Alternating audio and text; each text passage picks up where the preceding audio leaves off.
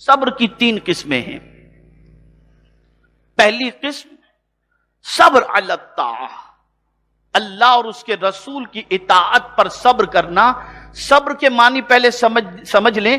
صبر کے معنی ہوتا ہے جم جانا.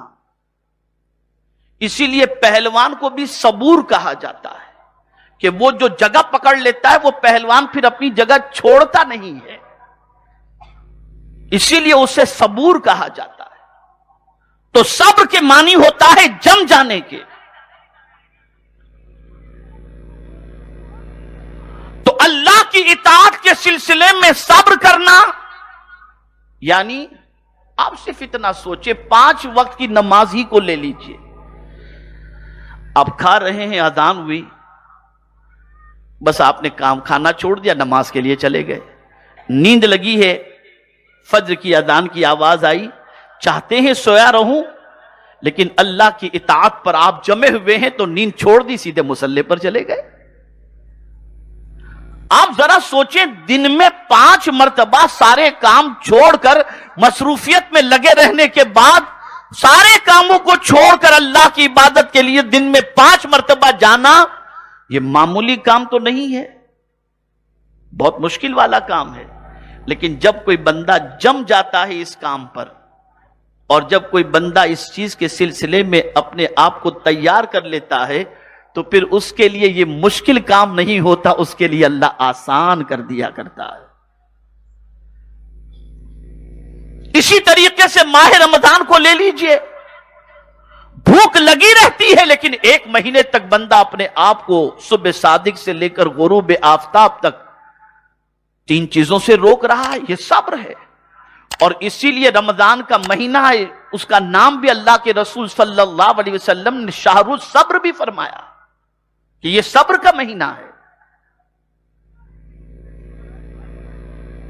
تو یہ بھی اللہ کی اطاعت پر صبر ہے کہ بندہ صبر کر، بھوک لگی ہے لیکن صبر کر رہا ہے، نہیں میرا رب ناراض ہو جائے گا، میں اس کی فرما برداری کروں. حج کے لیے جاتا ہے اللہ کی توفیق سے، تو جو کچھ قوانین ہیں، جو کچھ مسائل ہیں، جو کچھ پابندیاں ہیں، وہ 5 دنوں تک جب تک احرام میں رہتا ہے ان پابندیوں کو بجا لاتا ہے. وہ بھی ایک قسم کا صبر ہے.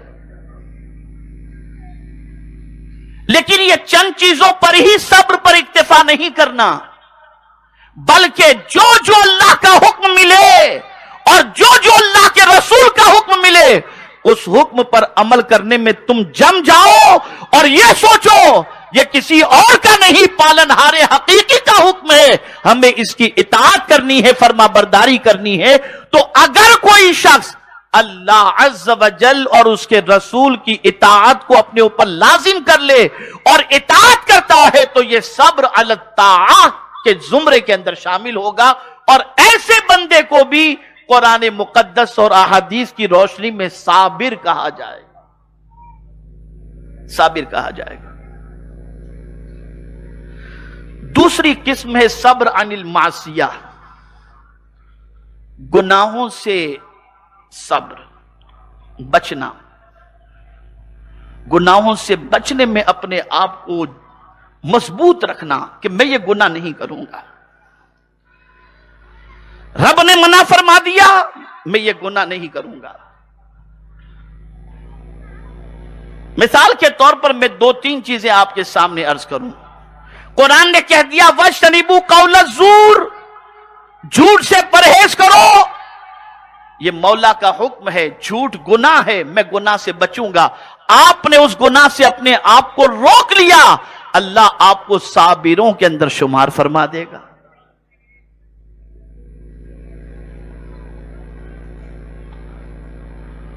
تو گناہوں سے اپنے آپ کو روکنا یہ بھی صبر ہے.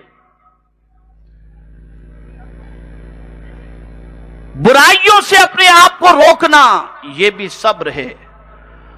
اور تیسرا جو صبر کا معاملہ ہے وہ استقامت فی الدین کے معاملے میں ہے کہ دین پر جمے رہنا، اور 1000 تکالیف کی وادیاں آ جائیں، نہ دامن مصطفیٰ چھوڑنا، نہ دامن دین چھوڑنا، اپنے دین پر مضبوطی سے قائم رہنا، اپنے عقیدے پر مضبوطی سے قائم رہنا.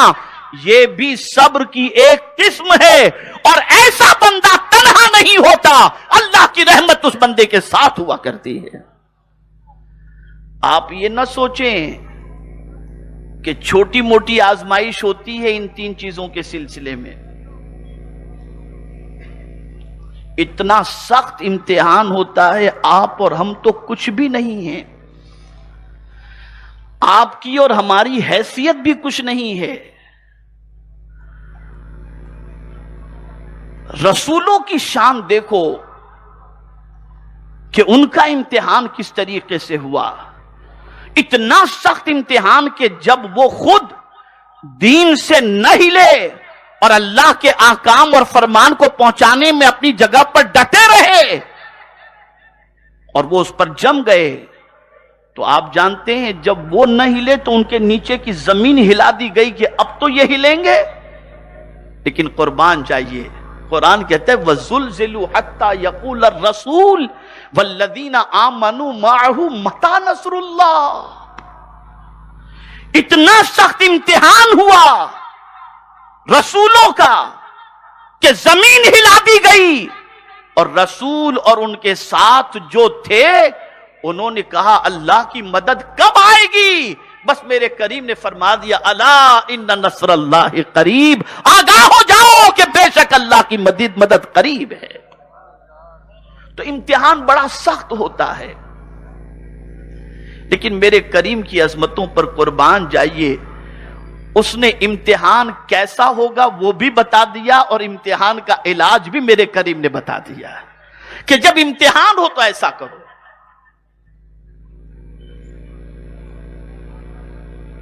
تو بہت سخت امتحان جو ہے وہ ہوا ہے، اور بہت سخت امتحان مال اور جان کے سلسلے میں اللہ رب العزت جل جلالہ لے گا۔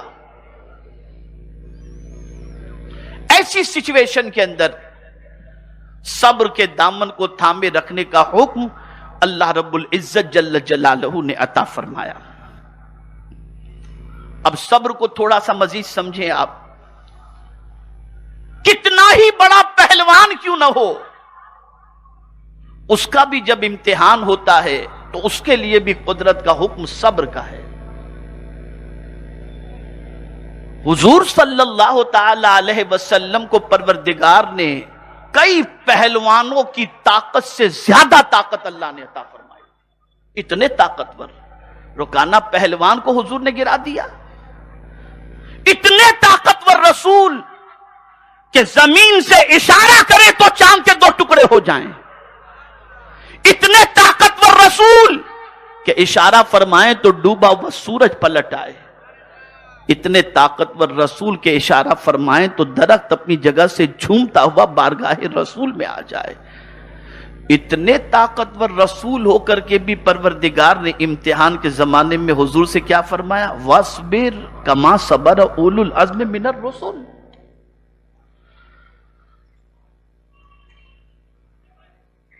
بہت اہم نکتہ عرض کرنے جا رہا ہوں، اس لیے کہ ہو سکتا ہے کل کچھ آپ کو مس گائیڈ کرنے کی بھی کچھ لوگ کوشش کریں جن کی سمجھ میں بات نہیں آئی ہوگی۔ سرکار طاقتور تھے،